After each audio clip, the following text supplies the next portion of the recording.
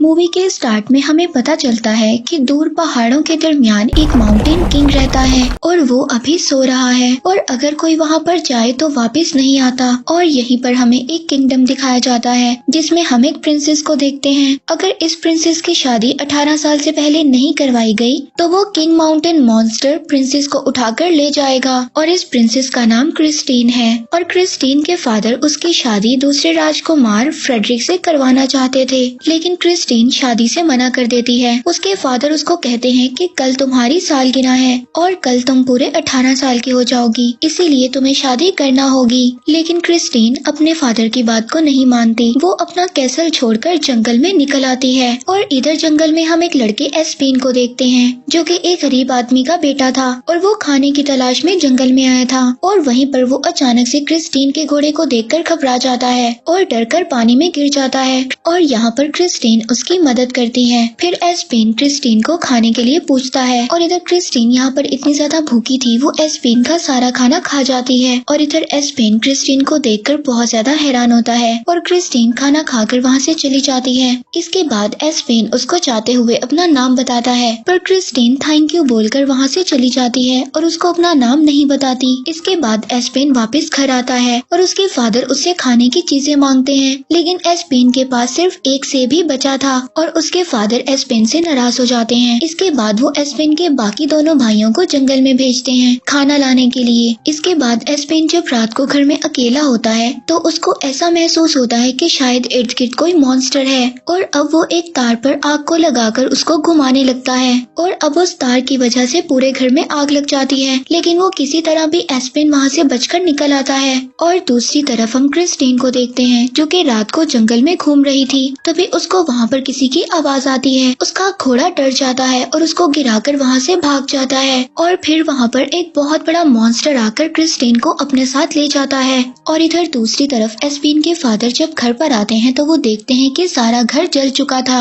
ये देखकर वो बहुत ज्यादा परेशान हो जाते हैं और एस्पेन उनको बताता है कि ये सब एक मॉन्स्टर की वजह से हुआ है, मैंने उसको देखा है। इसके बाद फ्रेडरिक अपने साथियों के साथ आ जाता है और अब एस्पेन से क्रिस्टीन के बारे में पूछता है और सब लोग उसको ना में जवाब देते हैं। अब एस्पेन यहाँ पर समझ गया था कि वो जिस लड़की से जंगल में मिला था वो प्रिंसेस क्रिस्टीन थी। और जब प्रिंस फ्रेडरिक एस्पेन से पूछता है तो वो घबरा जाता है और अब फ्रेडरिक को एस्पेन पर शक हो गया था। वो एस्पेन पर तलवार को रख देता है और कहता है कि मुझे क्रिस्टीन के बारे में जल्दी बताओ। और एस्पेन के फादर फ्रेडरिक को बताते हैं कि एस्पेन को मॉन्स्टर्स नजर आते हैं और फ्रेडरिक और उसके साथी इस बात पर हंसने लगते हैं कि एस्पेन अभी भी पुरानी बातों पर यकीन करता है। और अब एस्पेन फ्रेडरिक से सवाल करता है कि तुम क्रिस्टीन का क्या करोगे। फ्रेडरिक उसको बताता है कि मैं क्रिस्टीन से शादी करूंगा और शादी कर उसके कैसल को अपना बनाऊंगा और उसके बाद उसको मार दूंगा और जो भी उसे ढूंढने में मेरी मदद करेगा मैं उसको इनाम दूंगा। और अब फ्रेडरिक के जाने के बाद एस्पेन के फादर अपने दोनों बेटों को कुछ पैसे देते हैं और कहते हैं कि हमें क्रिस्टीन को ढूंढना होगा जिसकी वजह से हमें इनाम मिलेगा और हम अपना घर दोबारा से बना सकते हैं। इसके बाद एस्पेन अपने फादर से पूछता है कि वो क्या करे और एस्पेन के फादर एस्पेन को कहते हैं कि तुमने जहाँ जाना है तुम जा सकते हो, लेकिन अब दोबारा यहाँ पर कभी मत आना। ये सुनकर एस्पेन बहुत ज्यादा उदास हो जाता है, लेकिन फिर भी एस्पेन अपने फादर के मना करने के बावजूद अपने भाइयों के साथ चला जाता है। और अब उसको जंगल में रास्ते में एक मिरर मिलता है जिसे वो अपने पास रख लेता है। इसके बाद इन तीनों को रास्ते में एक बूढ़ी औरत की आवाज सुनाई देती है जो कि मदद मांग रही थी, लेकिन एस्पेन के भाई इस बात की तरफ ध्यान नहीं देते। वो आगे चले जाते हैं, लेकिन एस्पेन अकेला इस आवाज के पीछे जाता है। और अब उस रास्ते में एस्पेन को एक डाइन दिखाई देती है जिसकी एक बहुत लंबी नाक थी और वो लकड़ी में फंस गई थी। और अब एस्पेन उस डायन की मदद करता है और वो डायन एस्पेन से पूछती है कि तुम यहाँ पर क्या कर रहे हो। और एस्पेन उसको बताता है कि हम प्रिंसेस क्रिस्टीन को ढूंढने निकले हैं। और वो डायन एस्पेन को बताती है कि प्रिंसेस को माउंटेन किंग एक बहुत बड़ा मॉन्स्टर उठाकर ले गया है और अगर तुम उसको बचाना चाहते हो तो वो सिर्फ एक ही रास्ता है, तुम्हें उस मॉन्स्टर को मारना होगा। और वो मॉन्स्टर सिर्फ एक ही चीज से मरेगा जो है एक जादुई तलवार और जो एक नदी के नीचे है। और एस्पेन उस डायन से पूछता है कि मुझे नदी कहाँ पर मिलेगी, जिस पर डायन उसको एक जादुई मैप देती है और कहती है कि इसी रास्ते पर जाकर तुम्हें वो नदी मिलेगी। अब वहीं दूसरी तरफ किंग के पास एक आदमी आता है और वो उनको बताता है कि किंग की बेटी यानी प्रिंसेस क्रिस्टीन को माउंटेन मॉन्स्टर उठाकर ले गया है। और दूसरी तरफ हम एस्पेन के भाइयों को देखते हैं जिन्हें रास्ते में कुछ गोल्डन एप्पल्स मिलते हैं और उसके दोनों भाई उस बास्केट में से एक एक एप्पल को उठाकर खा लेते हैं। इसके बाद जब वो उस एप्पल को खा लेते हैं तो उनके पास कुछ लड़कियां आती हैं और उनको कहती हैं कि तुम हमारे साथ चलो। और अब वो दोनों उन लड़कियों की बातों में आकर उनके साथ चले जाते हैं। और दूसरी तरफ एस्पेन मैप के रास्ते पर जा रहा था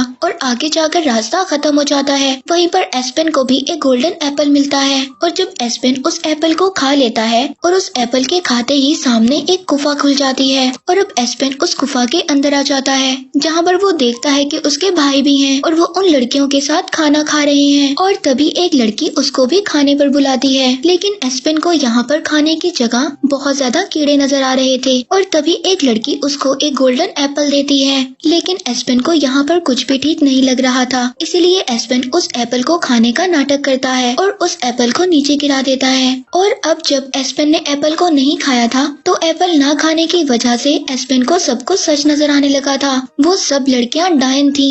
और जब एस्पेन को ये सब कुछ पता चलता है तो वो दोनों अपने भाइयों को बचाकर गुफा से बाहर ले आता है। तभी एक डायन उन पर अटैक करती है, लेकिन वो बचकर गुफा से बाहर आ जाते हैं। और एस्पेन अपने भाइयों को रास्ते में बताता है कि जैसे ये डायन थी वैसे ही बहुत बड़ा मॉन्स्टर है और ये कहानी नहीं बल्कि एक सच्चाई है, क्योंकि वो मॉन्स्टर सिर्फ रात को निकलता है और अगर वो दिन में निकलेगा तो वो पत्थर का बन जाएगा। और दूसरी तरफ हम क्रिस्टीन को देखते हैं जो कि एक गुफा में बंद थी और उस गुफा से बाहर जाने का सिर्फ एक ही छोटा सा रास्ता था जो कि काफी ऊंचा था। और अब उस गुफा में वो मॉन्स्टर एक होल से अपना हाथ निकालता है और क्रिस्टीन को कुछ खाने के लिए हड्डियां देता है, जिसे क्रिस्टीन खाने का बहाना करती है और उस मॉन्स्टर को कहती है कि ये बहुत ही मजे की है। और दूसरी तरफ एस्पेन और उसके भाई मैप को फॉलो करते हुए एक होटल की तरफ आते हैं और उस होटल में फ्रेडरिक भी था और अब वो उस होटल में पहुंच जाते हैं। और इसके बाद एस्पेन उस जादुई मैप से तलवार का रास्ता पूछता है और तभी एस्पेन को फ्रेडरिक का एक साथी देख लेता है और फ्रेडरिक एस्पेन के पास आकर क्रिस्टीन के बारे में पूछता है और यहाँ पर फ्रेडरिक एस्पेन से वो मैप मांगता है और एस्पेन को कुछ पैसे भी देता है, जिस पर एस्पेन का भाई उसको कहता है कि तुम फ्रेडरिक को वो मैप दे दो, लेकिन एस्पेन फ्रेडरिक को मैप देने से इनकार कर देता है, जिस पर फ्रेडरिक को गुस्सा आता है और एस्पेन टेबल पर पड़ा खाना फ्रेडरिक के मुंह पर मार देता है। और यहाँ पर इन दोनों के दरमियान बहुत ही लंबी फाइट स्टार्ट हो जाती है और तभी फ्रेडरिक का पाँव एक आदमी के खाने पर पड़ जाता है और उस आदमी को इस बात पर बहुत गुस्सा आता है और वो फ्रेडरिक को दूर कहीं फेंक देता है। और इस बात का फायदा उठाकर एस्पेन और उसके भाई उस होटल से भाग जाते हैं,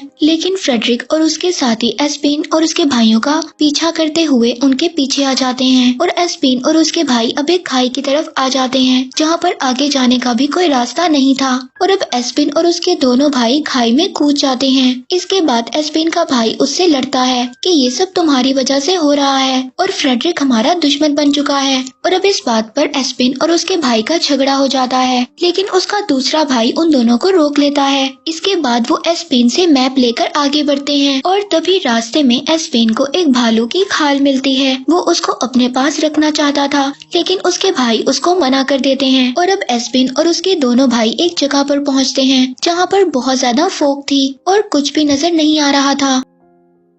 एस्पेन इस बात को नहीं सोचता और वो आगे बढ़ जाता है और अब एस्पेन और उसके दोनों भाई अलग हो जाते हैं। और उसके दोनों भाई जैसे ही एस्पेन से अलग होते हैं तो वहाँ पर फ्रेडरिक और उसके साथी उनको पकड़ लेते हैं और एस्पेन के बारे में पूछते हैं, जिस पर एस्पेन के दोनों भाई झूठ बोलते हैं कि एस्पेन मर चुका है। वहीं दूसरी तरफ एस्पेन को वो नदी मिल चुकी थी और अब वो उस नदी के अंदर जाकर उस तलवार को बाहर निकाल लाता है। और अब जब वो तलवार लेकर वापस आता है तो उसे रास्ते में उसके भाई मिलते हैं जिनको फ्रेडरिक ने पकड़ लिया था। और अब फ्रेडरिक के पास मैप भी आ चुका था और अब एस्पेन उसी भालू का खोल चढ़ाकर उनको डराने जाता है और इस बात से वहाँ पर सभी लोग डर भी जाते हैं। लेकिन भालू का खोल पहनने की वजह से एस्पेन को कुछ भी नजर नहीं आ रहा था और अब इसकी वजह से वो नीचे गिर जाता है। और अब फ्रेडरिक को पता चल गया था कि यही एस्पेन है और अब फ्रेडरिक एस्पेन से उस माउंटेन किंग तक पहुँचने का रास्ता पूछता है, जिस पर एस्पेन उसको कहता है कि तुम क्रिस्टीन को बचाकर क्या करोगे। और फ्रेडरिक उसको बताता है कि मैंने तुम्हें पहले ही बताया है कि मुझे सिर्फ क्रिस्टीन का कैसल चाहिए, इसके बाद मैं क्रिस्टीन को मार दूंगा।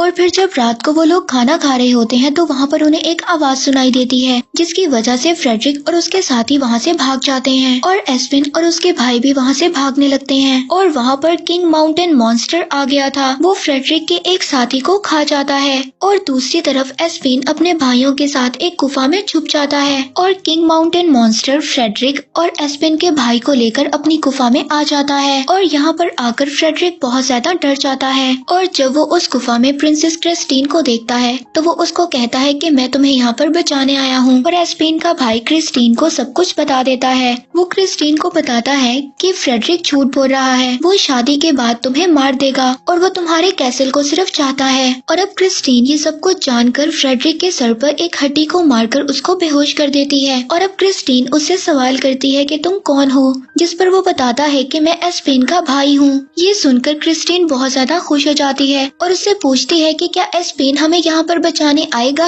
एस्पिन का भाई क्रिस्टीन से कहता है कि तुम बेफिक्र हो जाओ, हमें एस्पिन यहाँ पर जरूर बचाने आएगा। और दूसरी तरफ हम एस्पिन और उसके भाई को देखते हैं जो कि एक कांच की बोतल में कुछ जुगनू को जमा करते हैं और उसे लाइट के तौर पर इस्तेमाल करते हैं। और फिर वो लोग किंग माउंटेन मॉन्स्टर की गुफा में आ गए थे और यहाँ पर बहुत ज्यादा रास्ते थे और वो अब एक रास्ते को सेलेक्ट कर उसी रास्ते पर चल पड़ते हैं। और जब वो उस रास्ते पर चल रहे होते हैं तो एस्पिन का पाँव एक होल में फंस जाता है और उसी होल में वो अपनी तलवार से लटक जाता है और उसी होल के अंदर से उसे अपना भाई और क्रिस्टीन नजर आते हैं। इसके बाद एस्पिन उन दोनों को एक रस्सी की मदद से ऊपर खींच लेता है और इसके बाद वो उन सब लोगों को बचा लेता है। और अब जब वो गुफा से बाहर आने वाले थे तो रास्ते में वही किंग माउंटेन मॉन्स्टर सो रहा था और अब वो सब लोग उसको जगाए बगैर उसकी पूंछ के ऊपर से गुजरकर बाहर आ जाते हैं। और अब फ्रेडरिक वहाँ पर घबरा जाता है और वो कूदते हुए उस मॉन्स्टर की दुम पर गिर जाता है, जिसकी वजह से वो माउंटेन मॉन्स्टर जाग जाता है। और अब सब लोग गुफा के ऊपर चढ़ गए थे ताकि वो माउंटेन मॉन्स्टर उन तक ना आ सके, लेकिन वो भी चढ़कर उनके पीछे आ जाता है। और अब एस्पिन अपनी तलवार से उस माउंटेन मॉन्स्टर को मारने की कोशिश करता है। वो माउंटेन मॉन्स्टर अपने हाथ से उसकी तलवार को पीछे फेंक देता है और अब सभी लोग उस माउंटेन मॉन्स्टर पर अटैक करते हैं, पर उस अटैक का उस माउंटेन मॉन्स्टर पर कोई भी असर नहीं होता और वो उन सबको खाने के लिए आगे बढ़ता है।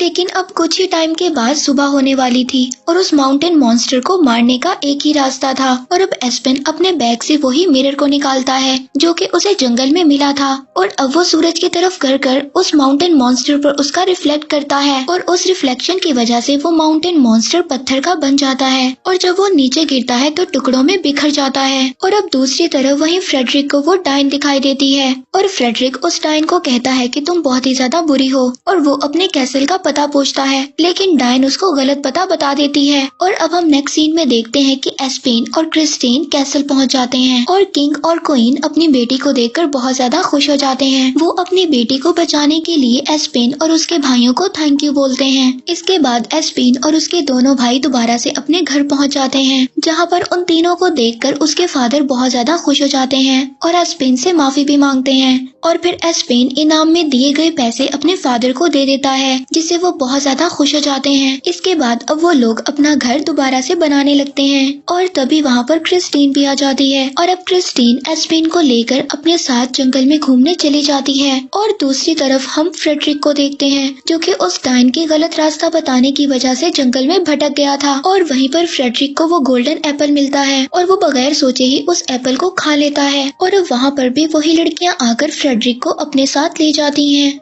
जो कि हमने पहले देखा कि वो डाइन थी और इस बारे में फ्रेडरिक को कुछ भी नहीं पता था। और इसी हॉरर एंडिंग के साथ ये मूवी यहीं पर एंड हो जाती है।